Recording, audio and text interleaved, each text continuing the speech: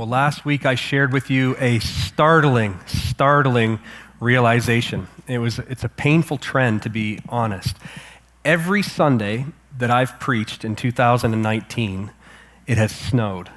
And I was starting to get a little concerned, starting to get a little bit insecure, but hallelujah.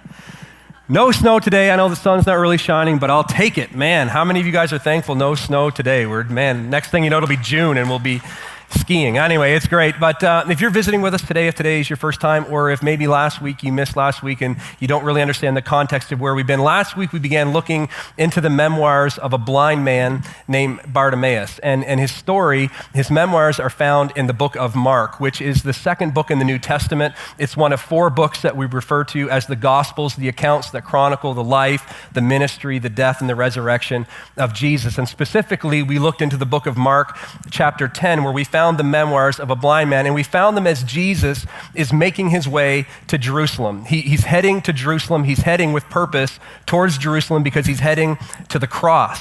He's heading to the cross, and on his way moving south through Judea, he comes to a place called Jericho. And when he gets just on the other side of Jericho, after having been there for a little while, he encounters a man who is blind. And so last week we looked into his memoirs. They're found in Mark chapter 10, and we looked at verse 46. Though those of you that were here last week, I asked you to read verses 46 through 52 every day for these last 7 days. Hopefully, all of you that were here last week, you did that. You read these six verses, and so you know where the story's going. You know where this message is going to end up this morning. But if you're visiting with us, or again, if today's is your first time, or if you missed last week, don't worry. Don't get too stressed out that you didn't do all that, because we only looked at verse 46, and we're going to pick up there. It says, "Then they reached Jericho," meaning the disciples and Jesus, as they're making their way to Jerusalem. They reached Jericho, and as Jesus and his disciples left town, it says a large crowd followed him, which we said was commonplace. That was normal. Jesus was used to, and accommodating crowds. People followed him everywhere that he went. And then a blind beggar named Bartimaeus, son of Timaeus, was sitting beside the road. And this is where we pick up the memoirs of a blind man. We find this man, Bartimaeus, sitting on the side of the road. He's sitting where everyone else is moving. And many of us, if not all of us, have been there, right? Where you find yourself stuck on the side of the road while people are passing you by. Because all of us either have or could have a situation or an experience happen to us that leaves us stuck on the side of the road. And the torture, the torment isn't even the condition itself, is it? The torment is being stuck and watching other people moving on, watching other people pass you by. That's painful, to be stuck in a place, to be stuck in a situation, to be stuck in a period of time, to be stuck in a season of your life while other people, while their life and your life, in a sense, is passing you by. It's torture, it's painful. And many of us, if not all of us, have been there at one point or another in our lives. And when you find yourself in that place, when you find yourself stuck, when you find yourself watching other people pass you by, it's this thing in you that as you watch other people pass you by, you feel this anger, you feel this resentment, you feel this bitterness. You don't know what to do, you don't know how to respond, and you're stuck. And when you get to that place when you can't fix what's broken in your life, when you get to that place where you have a situation, when you have a circumstance in your life that you can't fix, that your husband can't fix, that your wife can't fix, your friends can't fix, anytime you get to that place where you have a problem or a circumstance or a condition in your life that you can't fix, you develop, like Bartimaeus did, you develop a system, you develop a culture to help you endure what you can't fix or what you can't change in your life. All of us have done that. Maybe you're swimming in a sea of debt, and the bills like waves just keep pounding on you, and you can't see a way to safety. You can't see a way to shore. You don't see how things could ever be any better. And so you've developed this system, this way of just kind of maintaining status quo and managing your reality. You found a way to kind of tread water in your debt, but you can't see how things could ever be any different. For others, maybe you have an unhealthy marriage. Your marriage isn't what it used to be. You said, "I do," and then from then on, it's basically like you've been saying, "I don't," or he or she has been saying, "I don't." And so you focus on your children. You focus on your kids, and you get the affirmation that you used to get from your spouse, from your kids, and you've just built up this system to survive and endure this unhealthy marriage, and you can't see how things could ever be any better or any different. Or maybe you're in a dead-end job and you're just finding a way to survive 9 to 5, and you get to the place in your life where, as the old saying goes, you're just working for the weekend and your job isn't going to take you anywhere. Or maybe your home life is just draining. And so you throw yourself into your career, or you throw yourself into extracurricular activities. You throw yourself into anything and everything because anything and everything is better than going home, right? Or maybe you struggle with an addiction in your life. Maybe there's this thing in your life that just has a hold on you, and no matter what you do, and no matter how hard you've tried, you can't break free from it. It's shackled you. You're in a prison of this reality in your life. And so what you've done is you build up this system around you to endure the guilt and the shame that you feel as you struggle with this addiction in your life. And you build up these walls of lies and deceit to keep this area of your life private, to keep it away from anybody that knows you or anybody that you would say you care about the most. Anytime you have something in your life that's broken, anytime you have a situation, a circumstance, a reality in your life that you can't get away from or you can't get free from, you develop a way of enduring. You develop a way of surviving. And that's exactly what Bartimaeus has done as he sits on the side of the road. He's got a coat. He's got a coat to comfort himself because he's been there and he's going to be there for a long time. So with a coat over his shoulders, he tries to comfort and endure his reality. And he has a cup. He has a cup to beg with. He has a cup that he holds out in front of people hoping they'll put something, anything in his cup. The cup is what people in those days did when they couldn't work, when they couldn't move forward, when they couldn't get on with their lives. And so here's this man with a cup and a coat. It's all the things you build in your life. It's all the things you put on and surround yourself with to comfort you when you can't fix, when you can't change what's broken in your life. And so here's Bartimaeus stuck on the side of the road. He is a blind man with a cup and a coat. That's who he was, and that's all he had. That's who he was. That's all he had. Until one day. Until one day. So if you're stuck on the side of the road while everything and everyone is passing you by, if your heart is just overwhelmed and your mind is confused, if you're at your wit's end and you don't know what to do or where to go, if you've got a cup that you're just shaking in front of people hoping they'll help you in some way or another, if you've ever gone to people for help or if you've ever looked to people for answers and gotten nothing that helps you or fixed your situation, I am so, so glad that you're here this morning because I've got good news for you. I've got good news for you, and it's found in the memoirs of this blind man named Bartimaeus. So we're going to continue on in his story, the cup and the coat. When Bartimaeus heard that Jesus was passing by, when Bartimaeus heard that Jesus was passing by, this day didn't start out with what he didn't have. It started out with what he did have. Look at what it says. When Bartimaeus heard that Jesus was passing by, he can't see, but he can hear. And it's so easy sometimes to lose sight of the things that you have when your surroundings and your circumstances point out everything that you don't have, right? It points out everything that you don't have. And what we're going to begin to see in the memoirs of this blind man named Bartimaeus is God doesn't need what you lost to make you whole. God doesn't need what you lost to make you whole. Your miracle isn't found in what you lost. It's not about what you lost. It's not about who you lost. It's not about who left you, who didn't stand by you. It's not about who didn't love you and who didn't raise you. Your miracle is never found in what you lost. Your miracle is always found in what you've got left. Your miracle is always found in what you've got left. And this day didn't start out like every other day, because every other day reminded him of what he didn't have, but today brought into focus what he did have. The blind man can hear. This blind man can hear. He heard that Jesus was passing by. He didn't come to stay. He was just passing by. He's passing by, and deliverance does not come on your terms. We wish that it would. Sometimes we like to think that it does, but deliverance doesn't come on my terms, does it? And deliverance doesn't come on your terms. Deliverance doesn't come on your terms. It comes in response to God's movement. Your deliverance doesn't come on your terms, though you'd like to think that it would, and you sometimes act as if it did. Your deliverance comes in response to God's movement. And so Jesus is passing by, and he's heard this man has heard that he's passing by. Now, don't miss this. This is so important. He's down in the number of senses that he has, but he has enough sense to recognize that something in this moment is different. Something in this moment is happening, and he senses and recognizes that because something is different, because something is happening, it requires him to respond. And so he does. Let's go back here. When Bartimaeus heard that Jesus was passing by, he began to shout. He began to shout. He can't see, but he began to shout, "Jesus, Son of David, have mercy on me."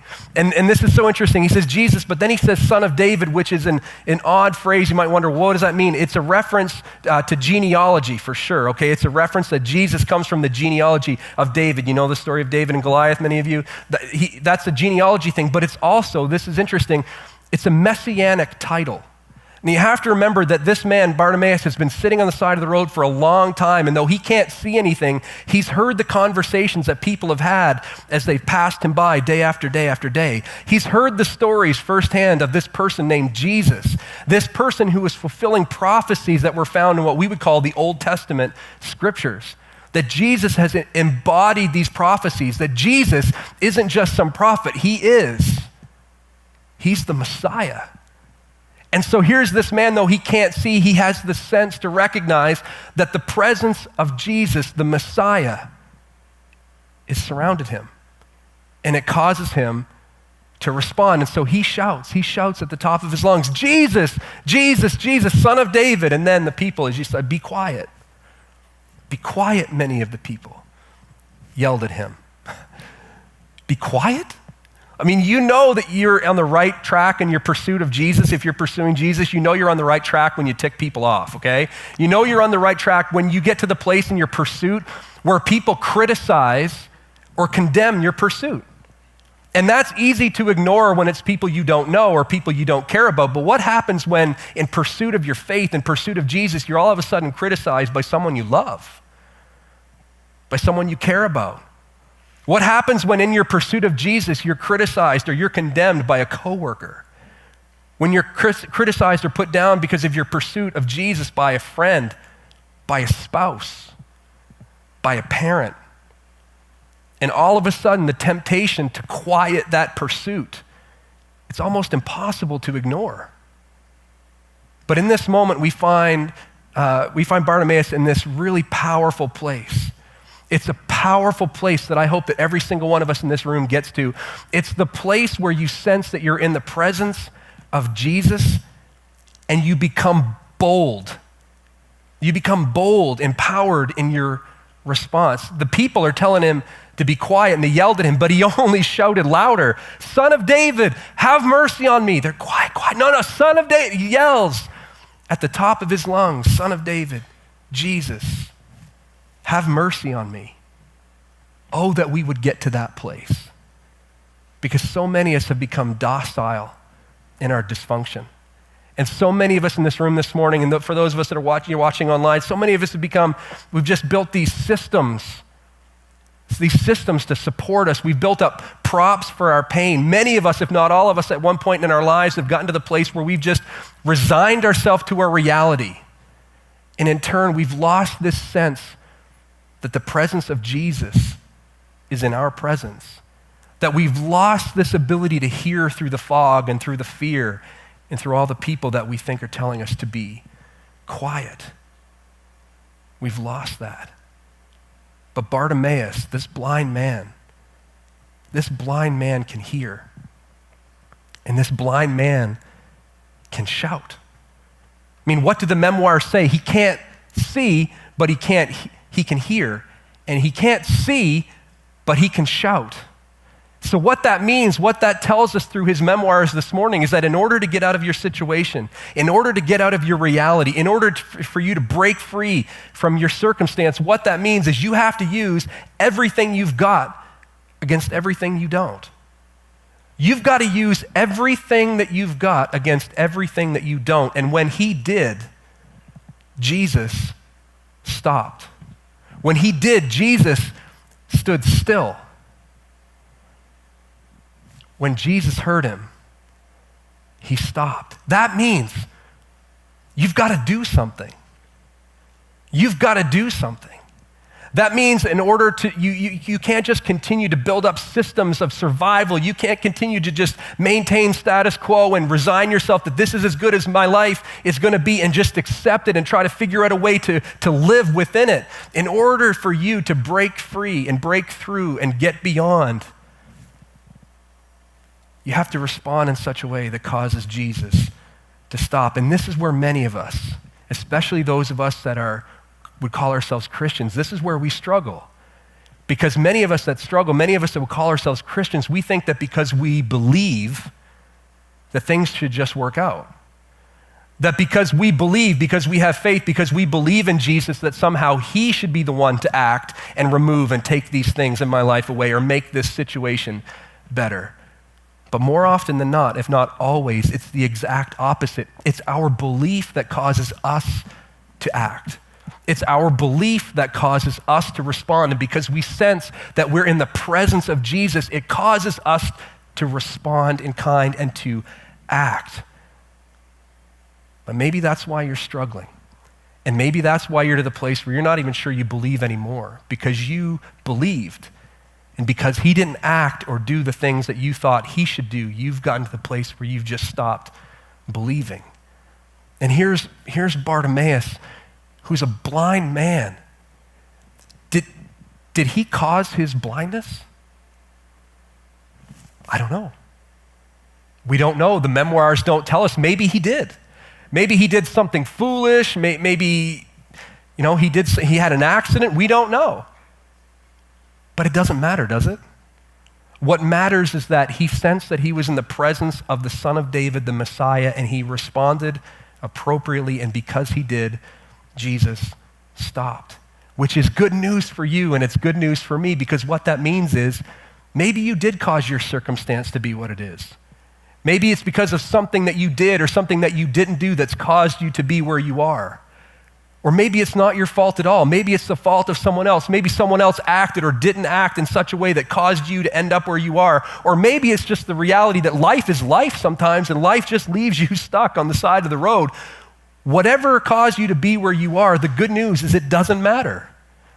The good news is that what matters is that you respond when Jesus is present and that you respond to his presence. It's not how you got here that matters. It's how you respond in the moment in Jesus' presence that matters. And so here's Jesus in this moment.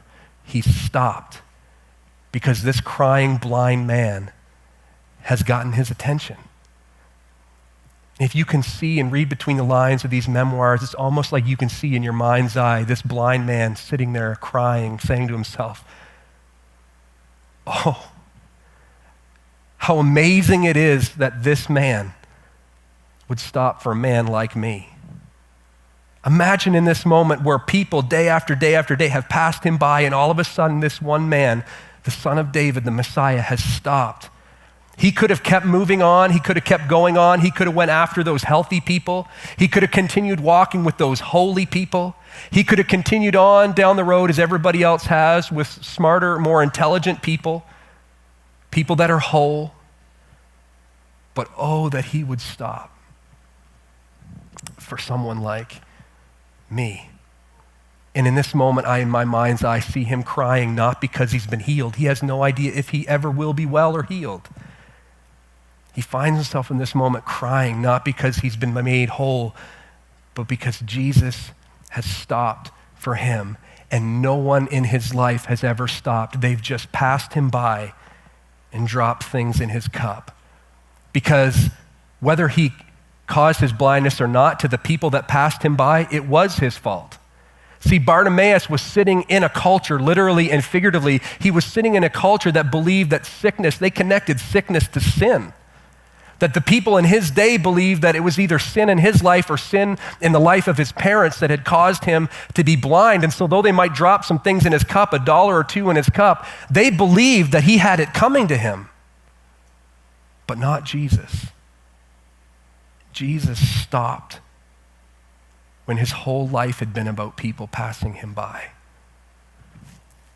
He heard him and he stopped. And I believe this morning with all my heart that he has stopped for you. and that he sees you. That he sees in you what no one else can see. That he sees what you haven't said or what you might not even be able to articulate. He sees what you could have been and what you might have been had what happened to you not happened. He sees the broken dreams, the broken promises. He sees the broken heart. He stopped and he sees, and then he spoke. He spoke. He stopped and he said, tell him to come here. Tell him to come here. I mean, it's one thing to stop, but now he commands that that man that's sitting there be called. Not brought, okay, big difference, not brought to him, be called. He was extended an invitation. He was given the opportunity to respond. So they called the blind man. They called him. Cheer up, they said. Come on, he's calling you. But just a quick, who are they? Who are they that called the blind man? The very people that moments ago told him to shut up and be quiet are the very people right now that are calling him to come to Jesus. Sometimes the people that criticize you, sometimes the people who condemn you will be the very people that God will use to bless you. But that's a sermon for another day. Bartimaeus has been called. He's been called. He's been extended an invitation, but what does he do? I mean, think about this. What does he do in light of everything that he's experienced, in light of his whole life that's behind him? What does he do in this moment? I mean, does he get up and run to Jesus? Is it like one of those slow motion kind of, romanticized music as he runs to Jesus? I mean, he can't see. He doesn't know where to run. He has no concept of where Jesus might be. He hasn't been healed.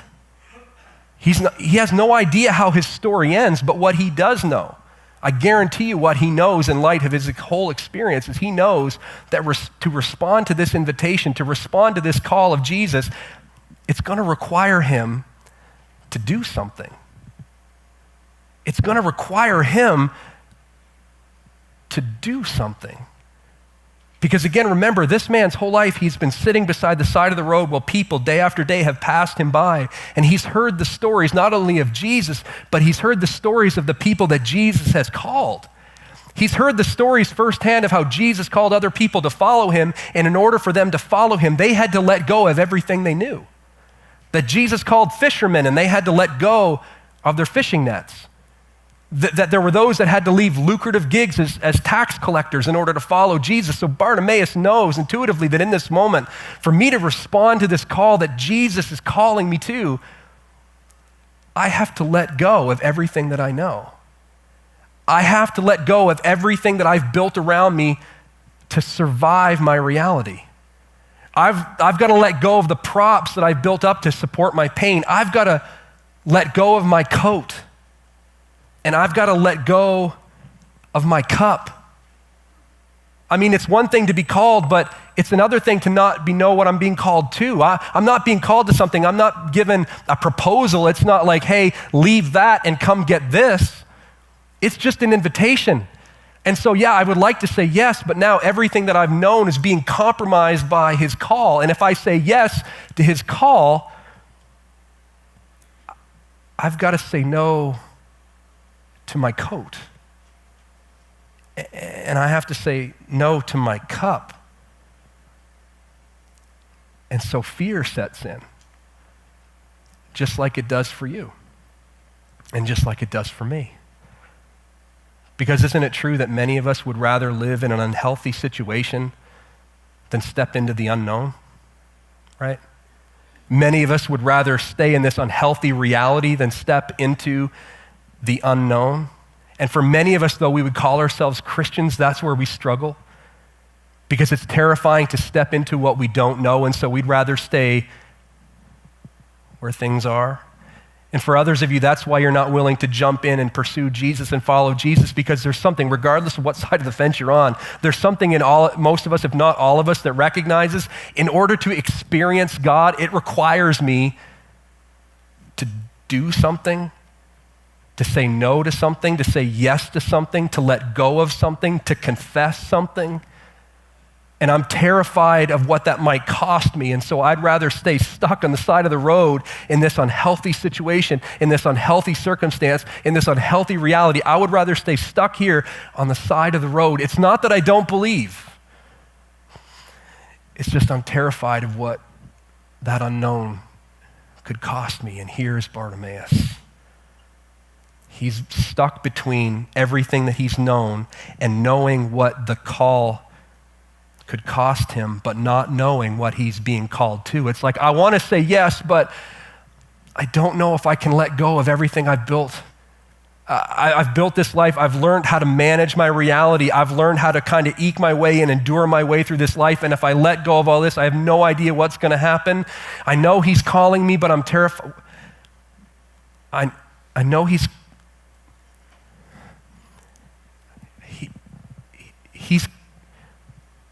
calling me.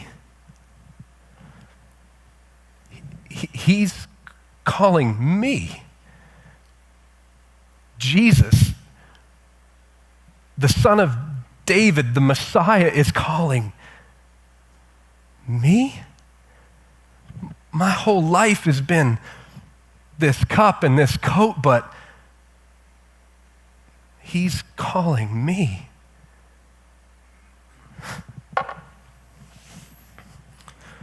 He's calling me.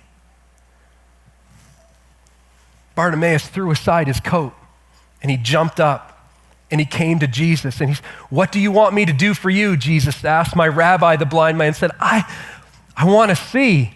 And Jesus said to him, go, for your faith has healed you. And instantly the man could see. That instantly the blind man was healed. And he was healed because he stepped away from the familiar and he stepped into the unfamiliar. And he stepped away from the terrestrial and he stepped into the celestial. He left the earthly and he stepped into the divine. And friends, you have to walk away from the earthly things. You have to walk away from the earthly stuff and you have to step into the divine presence of Jesus. You have to let go of your self-respect and all of the excuses and all the walls that you've built up to support your pain and to endure your environments and your circumstances and your reality. You have to walk away from those earthly things and you have to, even though it's terrifying, step into the unknown because Jesus is passing by. And your deliverance does not come on your terms. It comes in response to the movement of Jesus. He is passing you by. We don't know how he was healed. I mean, there's other blind people in the Gospels that Jesus, when he healed them, blind people, he spat on them, which that's a prescription. Then there's other times where he, more of a spa treatment, he made mud packs and put them on their eyes. I could probably get up with that. We don't really know how he did this in this moment. It doesn't matter how he did it. What matters is that you get to the place in your life where you allow your eyes to be opened as you step into the presence of Jesus in response to his call. Jesus is passing you by, and whatever has gotten you here today, whatever has put a coat over your shoulders and a cup in your hand, Jesus is passing you by. So don't do what you've always done. Don't stand there like you've always done with your hands in your pockets or your arms folded. Don't stand there like you've always done, because if you continue to do what you've always done, you'll continue to be where you've always been. And you'll continue to be who you've always been. It's time for you to be someone new and to experience something new, and that doesn't happen on your terms. That happens when you respond in the presence of Jesus. So in those moments where you have this sense, you hear this voice, it's like a whisper in your ear that's calling you, let your answer be yes. Don't try to pass it off. Don't ignore it. Don't let the fear of what might happen or what someone might say take that moment away from you. Respond.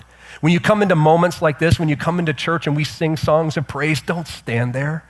If you've got a voice, use it. And stop worrying about what the person next to you is or isn't doing. Stop doing that same thing that you've done Sunday after Sunday. If you've got a voice, use it. Get to the place where you're like Bartimaeus, where you call on him until he stops. and step into his presence. Your fear will keep you in the same place for the rest of your life. But I hope that you'll get to the place where, like Bartimaeus, you step out into the presence of Jesus. We don't know how he was healed. We don't know what healed him, but we do know what healed him. And Jesus said, go, for your faith has healed you. And instantly the man could see, and he followed Jesus down the road. It was his faith. Jesus didn't go, bam, I healed you, right? He said it was your faith. It was your response. It was your action in response to my presence that has caused you to be healed. It's your faith intersecting with my presence. It's your faith intersecting with my faithfulness that has caused you to be healed. So this morning, I want to encourage you, I want to challenge you to stop standing where you've always stood and stop sitting where you've always sat and to step in and respond to the divine presence of Jesus. As we close this morning, I'm going to invite you, we're going to sing a song together, and this is a song that we've sung many times. And I know that as many times as we've, sang this song together in church, many of you have just stood. Many of you have just sat. And many of you have just watched and been a spectator. But I'm going to ask you this morning to do something different, to respond, because we know as Christians, we know in this church that Jesus has said where two or more are gathered, that he is present, that the presence of God himself is in this place. So it's not about him coming here. He is here. It's on us to respond to his presence. And I know already you're wrestling with that because you say, that's not me, and I don't do that. And I'm not sure of what the person next to me is going to think. You've done that your whole life. So for just the next moment, whether it's a minute, whether it's 3 minutes, however long this song takes, I'm going to invite you, I'm going to encourage you, I'm going to challenge you to step outside of your excuse and step outside of your pain and just say his name until he stops and step into the divine presence of Jesus.